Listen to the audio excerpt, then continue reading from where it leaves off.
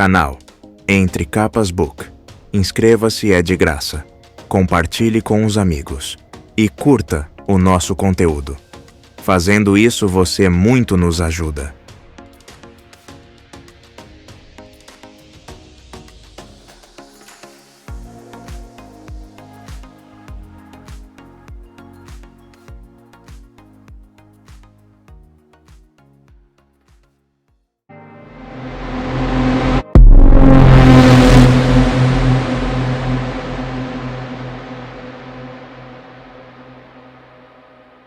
(54) A lição de Vel. Também vieram 16 da ordem dos corredores dos ventos, e com eles um número considerável de escudeiros, e ao encontrarem naquele lugar os rompe-céus dividindo os inocentes dos culpados, um grande debate teve início. De Palavras de Radiância, capítulo 28, página 3. Shallan desceu da carruagem, caía uma chuva leve. Usava o casaco e as calças brancas de sua versão olhos escuros que nomeara de Vel. A chuva salpicava a aba do seu chapéu. Ela passou tempo demais conversando com Adolin depois do duelo e teve que correr para chegar na hora daquele compromisso, que aconteceria nas colinas devolutas, a uma boa hora de viagem dos acampamentos de guerra. Mas ali estava ela, disfarçada, a tempo. Por pouco. Avançou com passos largos, escutando a batida da chuva na pedra ao redor. Sempre gostara de chuvas como aquela. Irmãs mais novas das Gran-Tormentas, elas traziam vida sem a fúria. Até as desoladas terras da tormenta ali a leste dos acampamentos de guerra floresciam com o advento da água. Petrobulbos se abriam e, embora não tivessem flores como os de sua terra natal, puseram para fora vibrantes gavinhas verdes. A grama surgia sedenta dos buracos e recusava-se a recuar até quase ser pisada. Alguns juntos produziram flores para atrair caranguejos, que se alimentariam das pétalas, se esfregando assim em esporos que dariam origem à próxima geração, depois de misturados com os esporos de outras plantas.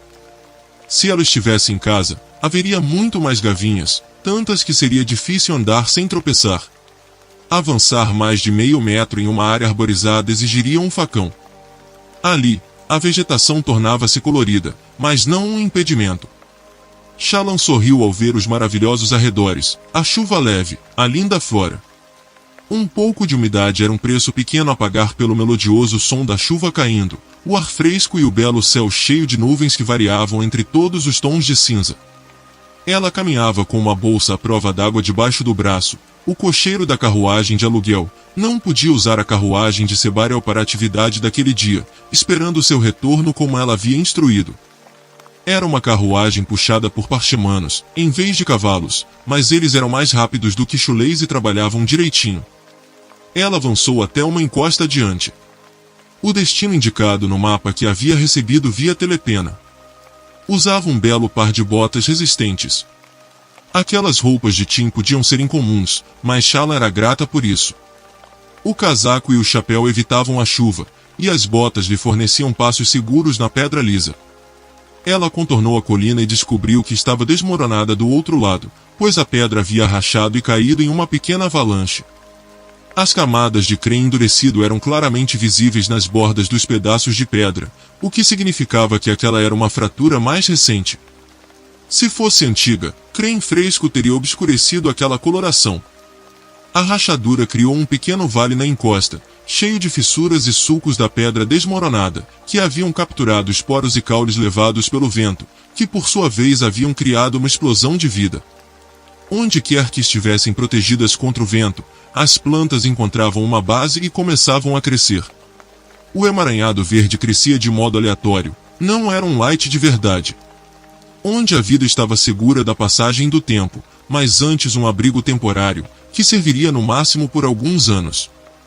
Por enquanto, as plantas cresciam com avidez, às vezes umas em cima das outras, brotando, florescendo, tremendo, se retorcendo, vivas. Era um exemplo de natureza selvagem. Contudo, não era esse o caso do pavilhão. Ele cobria 4 pessoas sentadas em cadeiras demasiado luxuosas para os arredores. Enquanto comiam petiscos, eram aquecidos por um braseiro no centro da tenda de abertura lateral. Shallan se aproximou, capturando lembranças dos rostos das pessoas. Elas desenharia depois, como havia feito com o primeiro grupo de sangue-espectros que conhecera. 2 delas estavam presentes na última vez, as outras 2, não. A mulher perturbadora com a máscara não parecia estar por ali. Miraíze, de pé com um ar imponente, inspecionava sua longa zarabatana. Ele não levantou os olhos quando Shallan adentrou o toldo. Eu gosto de aprender a usar as armas locais, disse Miraíze. É uma idiosincrasia, embora eu ache que é justificada. Se deseja compreender um povo, aprenda sobre suas armas. A maneira como os homens se matam diz muito mais sobre uma cultura do que a etnografia de qualquer erudito. Ele levantou a arma na direção de Shallan, e ela gelou. Então ele se voltou para o desmoronamento e soprou, lançando um dardo na folhagem. Shallan foi até ele. O dardo tinha acertado um caranguejo em um dos caules das plantas. A pequena criatura de muitas patas movia-se em espasmos violentos, tentando se libertar, muito embora ser atravessada por um dardo acabasse sendo fatal. Essa é uma zarabatana parchindiana, observou Miraíze. O que você acha que ela diz sobre eles, pequena lâmina? Obviamente, não serve para matar animais grandes, disse Shallan. O que faz sentido? Os únicos animais grandes que conheço na área são os demônios do abismo, que os parchindianos supostamente veneram como deuses. Ela não estava convencida de que eles fizessem isso. Relatos antigos, que leu detalhadamente devido à insistência de Jasna, partiam do pressuposto de que os deuses dos parchindianos eram os demônios do abismo. Não era realmente certo. Eles provavelmente a usam para caçar pequenos animais, continuou Shallan. O que significa que caçam por comida, em vez de prazer. Por que diz isso? Indagou Miraíze. Homens que buscam glória na caçada procuram capturas grandiosas. Troféus. Essa zarabatana é a arma de um homem que simplesmente deseja alimentar sua família. E se ele a usasse contra outros homens? Não seria útil na guerra, disse Shallan. O alcance é curto demais, imagino, e de qualquer modo os parchindianos têm arcos. Talvez isso possa ser usado em assassinatos, embora, nesse caso, eu fosse ficar muito curiosa para descobrir. E por que diz isso? Quis saber Miraíze. Um teste de algum tipo. Bem, a maioria das populações indígenas. Os nativos de Silnazen, os povos rechianos, os mensageiros das planícies de Iri. Não têm uma verdadeira concepção de assassinato. Pelo que sei, eles não parecem ver muita utilidade em batalhas. Caçadores são valiosos demais, então uma guerra nessas culturas envolve muita gritaria e poses, mas poucas mortes. Esse tipo de sociedade fanfarrona não parece ter assassinos. E ainda assim os parchindianos haviam enviado um assassino contra os aletianos. Miraíze a observava, fitando-a com olhos inescrutáveis, a longa zarabatana pendendo levemente na ponta dos seus dedos. Entendo, disse ele, por fim. Tin escolheu uma erudita como aprendiz desta vez? Acho isso bastante incomum. Shallan corou. Ocorreu-lhe que a pessoa que se tornava quando se disfarçava com o chapéu e o cabelo preto não era uma imitação de alguém, uma pessoa diferente, era só uma versão da própria Shallan. Isso podia ser perigoso.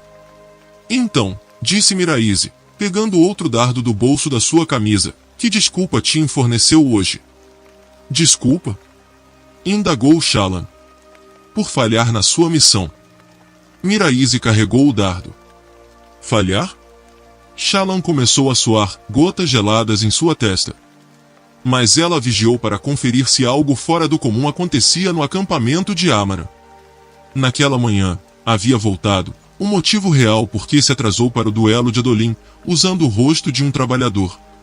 Ela escutou para ver se alguém mencionara uma invasão, ou se Amaran estava desconfiado. Não descobriu nada. Bem, obviamente Amaran não havia tornado públicas suas suspeitas. Depois de todo o trabalho que teve para encobrir sua incursão, ela havia falhado. Provavelmente não deveria estar surpresa, mas estava mesmo assim. Começou Shallan. Estou começando a me perguntar se Tim está mesmo doente, disse Miraíze, levantando a zarabatana e atirando outro dardo na folhagem. Para nem mesmo tentar realizar sua tarefa. Nem mesmo tentar? Indagou Shallan, perplexa. Ah, é essa a desculpa? Perguntou Miraíze. Que ela tentou e fracassou. Coloquei pessoas vigiando a casa. Se ela houvesse. Ele perdeu o fio da meada enquanto Shallan sacudia a água da bolsa e cuidadosamente abria para retirar uma folha de papel. Era uma representação do cômodo trancado de Amaran, com seus mapas nas paredes. Ela teve que especular quanto a alguns detalhes. Estava escuro, e sua única esfera não havia iluminado muito, mas a achava bem parecida. Miraíze pegou o desenho da mão dela e levantou-o. Ele o estudou, deixando Shallan suando copiosamente. É raro que me provem errado, declarou Miraíze. Parabéns. Isso era uma coisa boa? Tim não tem essa habilidade, continuou ele, ainda inspecionando a folha. Você mesma viu essa sala? Há um motivo para ela ter escolhido uma erudita como sua assistente. Minhas habilidades complementam as dela. Miraíze baixou a folha. Surpreendente. Sua mestra pode ser uma ladra brilhante, mas sua escolha de associados sempre foi pouco esclarecida. Ele tinha um modo refinado de falar que não parecia combinar com seu rosto marcado por cicatrizes, seu lábio desalinhado e suas mãos calosas. Miraíze falava como um homem que passou seus dias provando vinhos e escutando boa música, mas parecia alguém que sofrerá repetidas fraturas nos ossos, e que provavelmente devolver o favor em dobro.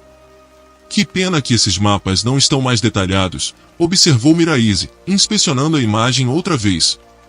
Shallan obsequiosamente pegou as outras 5 imagens que desenhou para ele.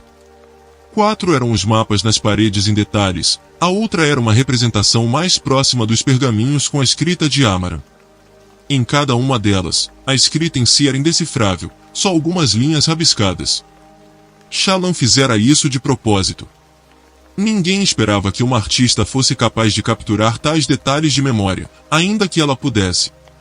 Ocultaria deles os detalhes da escrita. Pretendia conquistar a sua confiança, aprender o que pudesse, mas não os ajudaria mais do que o necessário. Miraíze passou sua zarabatana para o lado. A garota mascarada e baixinha estava ali, segurando o caranguejo que Miraíze empalou junto com um visão morto, que tinha um dardo de zarabatana despontando do pescoço. Não, a pata do animal estremeceu. Ele estava só atordoado. Algum veneno no dardo, então? Shallan sentiu um arrepio. Onde aquela mulher estivera escondida? Aqueles olhos escuros fitavam Shallan sem piscar, o resto do rosto escondido por trás da máscara de tinta concha. Ela pegou a zarabatana. Impressionante, disse Miraíze sobre os desenhos de Shallan. Como você entrou? Nós vigiamos as janelas. Seria assim que Tim teria feito, se esgueirando na calada da noite através de uma das janelas? Ela não treinou Shallan nesse tipo de coisa, só em sotaques e imitação. Talvez houvesse percebido que Shallan, que às vezes tropeçava nos próprios pés, não seria melhor em furtos acrobáticos. Esses desenhos são primorosos, comentou Miraíze, caminhando até uma mesa e dispondo as folhas sobre ela. Um triunfo, certamente. Que talento! O que aconteceu com o homem perigoso e frio que a confrontara no primeiro encontro com os Sun Spectros? Emocionado, ele se inclinou, estudando os desenhos um por um. Chegou a pegar uma lente de aumento para inspecionar os detalhes. Ela não fez as perguntas que desejava. O que Amaran estava fazendo? Você sabe como ele obteve sua espada fractal? Como ele matou Elarandavar? Ainda perdia o fôlego quando pensava sobre isso, mas parte dela havia admitido anos atrás que seu irmão nunca mais voltaria. Isso não impedia que sentisse um distinto e surpreendente ódio pelo homem Meridas Amaran. Bem? Perguntou Miraíze, olhando para ela. Venha se sentar, menina. Foi você que fez isso? Fui eu, admitiu Shallan, reprimindo suas emoções. Miraíze acabou de chamá-la de menina? Ela intencionalmente fizera com que aquela versão de si mesma parecesse mais velha, com um rosto mais anguloso. O que precisava fazer? Começar a acrescentar cabelos grisalhos? Ela se instalou na cadeira ao lado da mesa. A mulher com a máscara apareceu ao seu lado, segurando um copo e uma chaleira de algo fumegante. Shallan assentiu, hesitante, e foi recompensada com um copo de vinho laranja quente. Tomou um gole. Provavelmente não precisava se preocupar com veneno, já que aquelas pessoas poderiam matá-la a qualquer momento. Os outros sob o pavilhão conversavam em voz baixa. Mas Shallan não conseguia entender o que diziam. Sentia-se em exibição para uma audiência. Copiei parte do texto para você, disse Shallan, pescando uma página escrita. Eram linhas que escolheu especificamente para mostrar a eles, não revelavam demais, mas poderiam servir como um estímulo para que Miraise falasse sobre o assunto. Não tivemos muito tempo na sala, então só pude pegar algumas linhas. Você passou tanto tempo ali desenhando e tão pouco registrando o texto? Perguntou Miraise. Ah! Não, eu usei essas imagens de cabeça. Ele a encarou, o queixo levemente caído, uma expressão de surpresa genuína cruzando seu rosto antes que rapidamente restaurasse sua costumeira tranquilidade confiante. Provavelmente. Não foi sábio admitir isso, percebeu Shallan. Quantas pessoas podiam desenhar tão bem a partir da memória? Havia Shallan demonstrado publicamente sua habilidade nos acampamentos de guerra? Até onde sabia, não. Agora teria que manter aquele aspecto do seu talento escondido, para que os sangue espectros não fizessem uma conexão entre Shallan, a dama olhos claros, e Vel, a vigarista olhos escuros. Raios! Bem, era inevitável que cometesse alguns erros. Pelo menos esse não colocaria sua vida em risco. Provavelmente.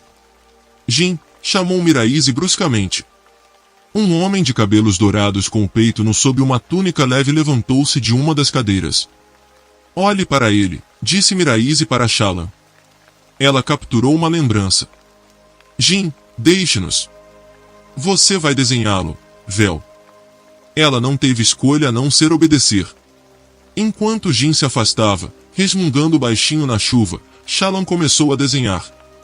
Fez um esboço completo, não apenas seu rosto e ombros, mas um estudo do ambiente, incluindo o fundo de rochas desmoronadas. Nervosa, ela não fez um trabalho tão bom quanto poderia, mas Miraise ainda assim admirou sua obra como um pai orgulhoso. Ela terminou e pegou o verniz, havia usado o carvão, e seria necessário cobrir o desenho, mas Miraise o tomou de seus dedos. Incrível, disse ele, levantando a folha. É um desperdício deixá-la com Tim. Mas você não consegue fazer isso com o texto? Não, mentiu Shallan. Uma pena. Ainda assim, isso é maravilhoso. Maravilhoso. Deve haver maneiras de usar isso, sim. Ele a observou. Qual é seu objetivo, menina? Talvez eu tenha um posto para você na minha organização, caso se prove confiável. Sim. Eu não teria concordado em vir no lugar de Tim se não desejasse essa oportunidade. Miraise estreitou os olhos enquanto fitava Shallan. Você a matou, não matou? Ah, raios. Shallan corou na mesma hora, claro. Exclamou Miraise. Ela enfim escolheu uma assistente que era capacitada demais. Que graça!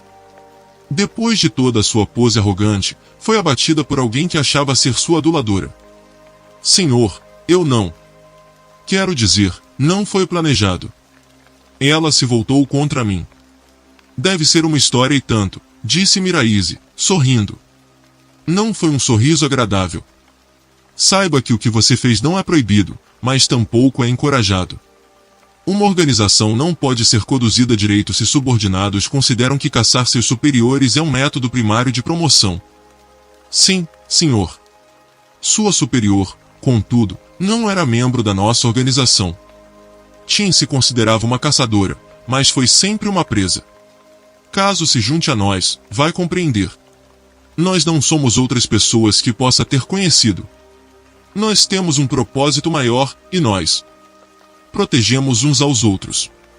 Sim, senhor. Então, quem é você? Perguntou ele, acenando para que sua criada trouxesse de volta Zarabatana. Quem é você de verdade, Vel? Alguém que quer fazer parte das coisas, respondeu Shallan. Coisas mais importantes do que roubar de algum olhos claros ou dar um golpe para ter um fim de semana de luxo. Então é mesmo uma caçada, disse Miraísa em voz baixa, sorrindo. Ele deu as costas para ela, caminhando de volta até a borda do pavilhão. Você receberá mais instruções. Execute a tarefa designada. Então veremos. É mesmo uma caçada. Que tipo de caçada? A afirmação deixou Shallan arrepiada. Mais uma vez, sua dispensa foi confusa, mas ela pegou sua bolsa e fez menção de partir. Ao fazer isso, olhou de soslaio as pessoas que permaneciam sentadas. Suas expressões eram tão frias que chegavam a assustar. Shallan deixou o pavilhão e descobriu que a chuva havia parado. Afastou-se, sentindo olhos nas suas costas. Todos eles sabem que posso identificá-los perfeitamente, compreendeu. E posso apresentar imagens precisas deles para qualquer um que solicitar. Não iam gostar disso. Miraísa havia deixado claro que os sangue-espectros não costumavam matar uns aos outros. Mas também deixou claro que ela ainda não era um deles. Dissera isso enfaticamente, como se estivesse concedendo permissão para aqueles que estavam ouvindo. Pela mão de Talati, em que situação se meteu? Só está pensando nisso agora, pensou enquanto contornava a encosta. Sua carruagem estava mais à frente, o cocheiro descansando no topo, de costas para ela. Shallan olhou ansiosamente por cima do ombro. Ninguém a seguia, pelo menos que pudesse ver. Alguém está olhando, patrão? Perguntou ela. Eu. Nenhuma pessoa. Uma pedra. Havia desenhado um rochedo na imagem para Miraísa. Sem pensar, trabalhando por instinto e com uma boa dose de pânico, ela expirou luz das tempestades e formou uma imagem daquele rochedo diante dela. Então prontamente se escondeu ali dentro. Estava escuro. Shallan se encolheu dentro do rochedo, sentada com as pernas pressionadas contra o corpo. Era humilhante. As outras pessoas com que Miraísa trabalhava provavelmente não faziam essas tolices, tinham prática, eram hábeis, capazes. Raios, provavelmente nem precisava ficar escondida ali, para começo de conversa. Ela ficou ali de qualquer modo. O olhar dos outros. A maneira como Miraísa havia falado. Melhor ser cautelosa demais do que ingênua. Estava cansada de pessoas presumindo que ela não sabia se cuidar. Padrão, sussurrou ela. Vá até o cocheiro da carruagem. Diga isso a ele, imitando minha voz. Entrei na carruagem enquanto você estava distraído. Não olhe. Preciso sair furtivamente. Leve-me de volta à cidade. Pare nos acampamentos de guerra e espere, contando até 10. Eu sairei. Não olhe. Você tem seu pagamento, e ser discreto era parte do serviço. Padrão zumbiu e se afastou. Pouco tempo depois, a carruagem partiu fazendo barulho, puxada pelos parchamanos.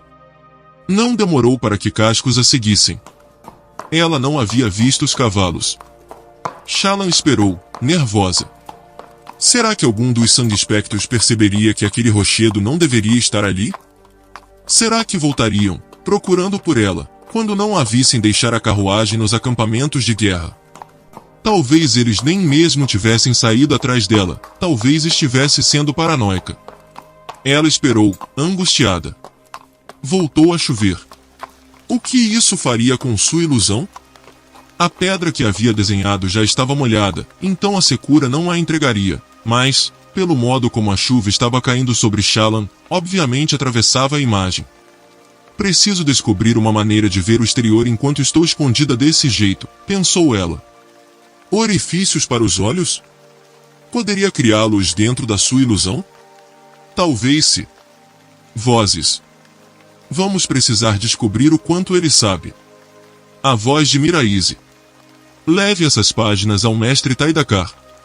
Nós estamos perto, mas parece que os comparsas de Restares também estão. A resposta veio em uma voz rouca. Shallan não conseguiu compreendê-la. Não estou preocupado com ele. O velho tolo semeia o caos, mas não estende a mão para o poder oferecido pela oportunidade. Ele se esconde em sua cidade insignificante, escutando suas canções, achando que joga com eventos mundiais. Ele não tem ideia. Não está na posição do caçador. Essa criatura em Tucar, contudo, é outra história. Não estou convencido de que seja humano. Se for, certamente não é da espécie local. Miraíze continuou falando, mas Shallan não ouviu mais, já que eles se afastaram. Pouco tempo depois, ela escutou mais sons de cascos. Shallan esperou, a água encharcando seu casaco e calças. Estremecendo, a bolsa no colo, cerrou os dentes para impedir que batessem. O clima ultimamente estava mais quente, mas ficar sentada na chuva não ajudava. Ela esperou até que sua coluna começou a reclamar e seus músculos se rebelaram. Esperou até que... Finalmente, o rochedo se desfez em fumaça luminosa e desapareceu. Shallan se sobressaltou. O que havia acontecido? Luz das tempestades, ela entendeu, esticando as pernas. Verificou a bolsa guardada no bolso. Havia drenado todas as esferas, inconscientemente, enquanto mantinha a ilusão do rochedo. Horas haviam se passado, o céu escurecendo enquanto a noite se aproximava. Manter algo tão simples como um rochedo não consumia muita luz, e ela não precisava pensar conscientemente nisso para continuar a fazê-lo. Era bom saber disso. Ela também se provara uma tola por nem mesmo se preocupar com a quantidade de luz que estiver usando. Suspirando, Shallan se levantou. Ela cambaleou, as pernas protestando contra o movimento súbito. Respirou fundo, então caminhou até a lateral da colina e deu uma espiada no outro lado. O pavilhão se fora, assim como todos os sinais da presença dos sangue-espectros. Acho que isso significa que vou ter que caminhar, disse Shallan, voltando-se para a direção dos acampamentos de guerra. Esperava outra coisa? Indagou o padrão, encarapitado no casaco dela, soando genuinamente curioso. Não, estou só falando sozinha. Não, você fala comigo. Ela caminhou noite adentro, com frio. Contudo, não era o frio mortal que suportou no sul. Era desconfortável, mas nada além disso. Se não estivesse molhada, o ar provavelmente estaria sido agradável, apesar da penumbra. Ela passou o tempo praticando seus sotaques com o padrão. Ela falava, então fazia com que ele repetisse exatamente o que havia dito, na mesma voz e tom. Ser capaz de ouvir a si mesma daquela maneira ajudava um bocado. Já dominar o sotaque aletiano, disso tinha certeza. O que era bom, já que Vel fingia ser aletiana. Mas isso era fácil, já que o idioma vedeno e o aletiano eram tão similares que era quase possível entender uma língua ao conhecer a outra. Seu sotaque de Papaguampas também era ótimo, tanto em aletiano quanto em vedeno. Estava melhorando e já não exagerava tanto, como Tim havia sugerido. Seu sotaque bavo em vedeno e aletiano era passável, e, durante a maior parte do tempo caminhando de volta, ela praticou falar nas duas línguas com um sotaque herdasiano. Palona dera-lhe um bom exemplo disso em aletiano, e Padrão podia repetir as coisas que a mulher havia dito, o que era útil para praticar. O que eu preciso fazer é treinar você para falar junto com minhas imagens. Você deveria botar elas para falarem sozinhas, replicou Padrão. Dá para fazer isso? Por que não? Por quê? Bem, eu uso luz para ilusão, e assim elas criam uma imitação de luz. Faz sentido. Mas não uso som para criá-las. Isso é um fluxo, disse Padrão.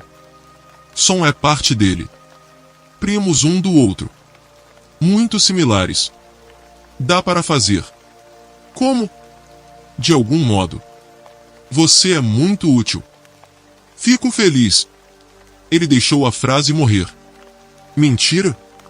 Shallan enfiou a mão segura no bolso, que ainda estava molhado, e continuou a caminhar através de tufos de grama que se afastavam diante dela. Colinas distantes mostravam grão-de-laves crescendo em organizados campos de pólipos, embora não pudesse ver quaisquer fazendeiros àquela hora. Pelo menos havia parado de chover. Ela ainda gostava de chuva, embora não houvesse considerado quão desagradável podia ser ter que caminhar uma longa distância nela. E... o que era aquilo? Ela se deteve. Uma silhueta escura obscurecia o terreno adiante. Ela se aproximou, hesitante, e notou o cheiro de fumaça. Da fumaça molhada que surgia depois que uma fogueira de acampamento era apagada. Sua carruagem. Podia identificá-la agora, parcialmente queimada. As chuvas haviam apagado o fogo. Ela não havia queimado muito tempo. Provavelmente haviam começado o incêndio pelo lado de dentro, que estaria seco. Certamente era a que havia alugado. Reconheceu o acabamento das rodas. Aproximou-se com hesitação. Bem, estivera certa em se preocupar. Ainda bem que ficou para trás. Algo a incomodava. O cocheiro. Ela correu até lá, temendo o pior. O cadáver do homem jazia ali, ao lado da carruagem quebrada, olhando para o céu. Sua garganta havia sido cortada. Ao lado dele, seus carregadores parchemanos estavam mortos em uma pilha. Shallan sentou-se nas pedras úmidas, enjoada, levando a mão à boca. Ah! Todo-Poderoso nos céus! Zumbiu padrão, de algum modo expressando um tom triste. Eles estão mortos por minha causa, sussurrou Shallan. Você não os matou. Matei, sim. É como se eu mesma tivesse segurado a faca. Eu sabia do perigo que estava correndo. O cocheiro, não. E os parchemanos? Como se sentia em relação a isso? Esvaziadores, sim, mas era difícil não sentir náusea diante do que havia sido feito. Você vai causar algo muito pior se provar as alegações de Jasnah. Por um breve momento, enquanto observava a empolgação de Miraís em relação à sua arte, ela havia desejado gostar do homem. Bem, seria melhor se lembrar deste momento. Ele havia permitido esses assassinatos. Podia não ter cortado a garganta do cocheiro, mas praticamente havia garantido aos outros que estava tudo bem em acabar com ela, caso conseguissem. Eles haviam queimado a carruagem para que parecesse obra de bandidos, mas bandido algum chegaria tão perto das planícies quebradas. Pobre homem, pensou ela, referindo-se ao cocheiro. Mas, se não houvesse obtido o transporte, não teria sido capaz de se esconder enquanto a carruagem estabelecia uma trilha falsa. Raios!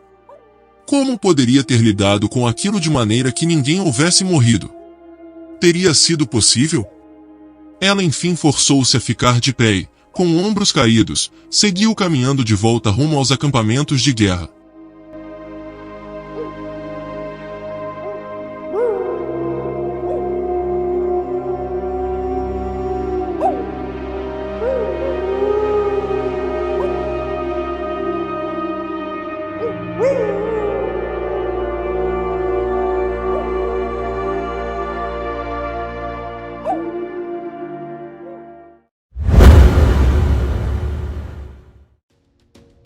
Canal Entre Capas Book. Inscreva-se, é de graça. Compartilhe com os amigos. E curta o nosso conteúdo. Fazendo isso você muito nos ajuda.